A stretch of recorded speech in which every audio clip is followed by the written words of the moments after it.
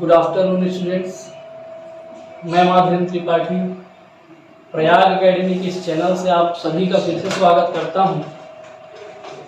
पिछली कक्षाओं में हमने कोरम और गणपूर्ति के बारे में देखा था कि ग्राम पंचायत में, जनपद पंचायत में, जिला पंचायत में कैसे कोरम या गणपूर्ति होती है। आगे की सीरीज को हम लोग आगे बढ़ा रहे हैं और आज जो चर्चा करनी है वो 73वें संविधान संशोधन की हमको चर्चा करनी है। तो ये जो 73वां संविधान संशोधन था ये कब हुआ,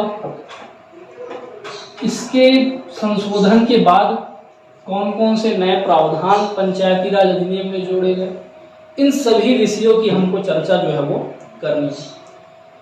तो यदि पंचायती राज की बात की जाए प्रारंभिक तौर पर तो भारतीय संविधान के भाग 4 में इसको प्रारंभिक तौर पर शामिल किया गया था। तो भाग 4 और अनुच्छेद आर्टिकल नंबर 40 में पंचायती राज की अवधारणा को प्रस्तुत किया गया, या इसी को गांधी जी के रामराज्य की अवधारणा के नाम से भी हम लोग जानते हैं। तो जो अनुच्छेद 40 था पंचायती राज अधिनियम या गांधी जी का रामराज्य, ये कहां पर शामिल था? भाग 4 क में।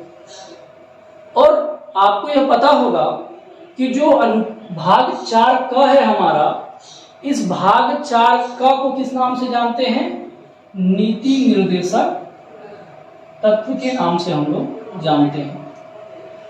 तो ये जो भाग 4 क था नीति निर्देशक तत्व, यह क्या करता है? राज्यों से यह अपेक्षा करता है कि राज्यों को इस भाग के अंतर्गत जो भी अनुच्छेद आए हैं, शामिल किए गए हैं, उन नियमों को लागू करना चाहिए। तो एक शब्द का प्रयोग करता है, लागू करना चाहिए। इसका मतलब यह कंपलसरी नहीं है कि यह लागू ही करें, और राज्य ऐसा ही करते थे। बहुत सारे राज्यों ने इसको लागू क्या है नहीं किया, और जब लागू नहीं किया तो पंचायतों का, या हम कह सकते हैं कि भारत का ग्रामीण विकास नहीं हो पा रहा था। और इसी को देखते हुए सरकार ने अलग अलग समितियों का गठन किया, और अलग अलग समितियों के गठन के माध्यम से ये जो 73वां संविधान संशोधन था यह पूरे देश में क्या हुआ? लागू हो पाया। तो ये आया कब, इसके बारे में हम लोग चर्चा करते हैं।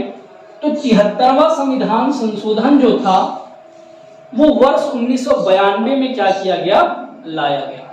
तो याद रखेंगे कब लाया गया, वर्ष याद रखेंगे, वर्ष था 1992। तो 73वां संविधान संशोधन 1992 में क्या किया गया? प्रस्तुत क्या है किया गया। और भारतीय संविधान में एक संशोधन हुआ, और संशोधन के तहत क्या? अनुसूची नंबर 11 जोड़ी गई। अनुसूची 11 और भाग 9 में पंचायती राज का प्रावधान किया गया, या पंचायतों के गठन का प्रावधान जो है वो किया गया। तो मूल तौर पर पंचायती राज अभी भी कहां है? अनुच्छेद 40 में है। यहां पर संशोधन किया गया कि पंचायतें कैसे गठित होंगी, पंचायतों के कौन कौन से कार्य होंगे। तो संशोधन का नंबर याद रखेंगे, 73वां संविधान संशोधन 1992। और इस संशोधन के तहत क्या हुआ? भारतीय संविधान में अनुसूची नंबर 11 जोड़ी गई, और भाग 9 में इसको क्या किया गया? शामिल किया गया। और भाग 9 में जब ये शामिल हुआ तो अनुच्छेद नंबर 243 से लेकर के 243 ओ तक इसके प्रावधान किए गए। तो याद रखना है, अनुसूची नंबर 11, भाग नंबर 9 और अनुच्छेद नंबर कहां से कहां तक? 243 से लेकर के 243 ओ तक क्या किया गया? इसको शामिल किया गया। तो ये तो प्रारंभिक संरचना जो है इसकी देखने को मिली हमको। अब जब ये संशोधन लाया गया तो किन किन चरणों से होकर के गुजरा, इनके बारे में भी जानना बहुत क्या है आवश्यक है। कई बार ये परीक्षाओं में प्रश्न क्या है आ जाते हैं। तो आप लोगों को यह ज्ञात होगा, और ज्ञात नहीं है तो इस कक्षा के माध्यम से ज्ञात हो जाएगा कि जब भी संसद में कोई भी विधेयक प्रस्तुत किया जाता है, बिल प्रस्तुत किया जाता है, तो जब तक वह पारित ना हो जाए तब तक वह नियम और कानून नहीं बनते। तो जो 73वां संविधान संशोधन विधेयक था, इसके लिए भी यही कार्य अपनाया गया। तो सबसे पहले यह विधेयक जो था वो कहां पर आया, तो लोकसभा में इस विधेयक को क्या किया गया, लाया गया। और लोकसभा में लाने के बाद 22 दिसंबर 1992 को यह अधिनियम लोकसभा में क्या हुआ, पारित हो गया। याद रखना, डेट बहुत महत्वपूर्ण है, परीक्षाओं में कई बार आई हुई है, इंपॉर्टेंट डेट है। क्या है, 22 दिसंबर 1992। कहां पर आया, लोकसभा में आया। तो लोकसभा में 22 दिसंबर 1992 को यह विधेयक क्या किया गया, लाया गया, पारित हुआ। अगले दिन कहां पहुंच गया, राज्यसभा में। 23 दिसंबर 1992 को कहां पारित हुआ यह विधेयक, राज्यसभा में क्या हो गया, पारित हो गया। अब राज्यसभा से पारित होने के बाद यह विधेयक कहां जाएगा, तो राष्ट्रपति के पास जाएगा। और राष्ट्रपति जब किसी बिल पर हस्ताक्षर करते हैं तो वह फिर क्या बन जाता है, कानून बन जाता है। और राष्ट्रपति ने इस बिल पर हस्ताक्षर कब किए, ये भी याद रखना है, 20 अप्रैल 1993 के दिन। याद रखेंगे, थोड़ा लंबा समय हो गया। 20 अप्रैल 1993 के दिन राष्ट्रपति के द्वारा क्या किया गया, इसमें हस्ताक्षर जो है वो किया गया। राष्ट्रपति ने इसको अनुमोदित कर दिया।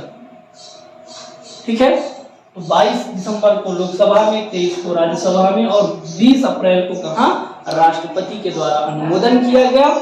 और राष्ट्रपति के अनुमोदन के बाद 24 अप्रैल 1993 को यह क्या हो गया, पूरे देश में लागू हो गया।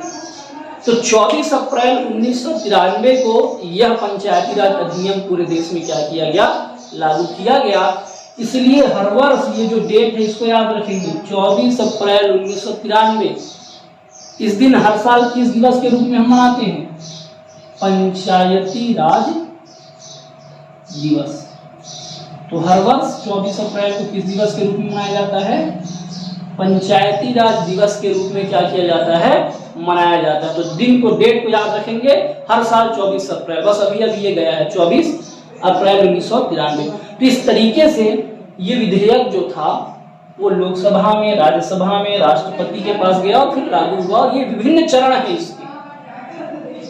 जब लागू हुआ तो कौन से राष्ट्रपति थे ये भी आप जानते रहिए, ये भी बहुत महत्वपूर्ण है।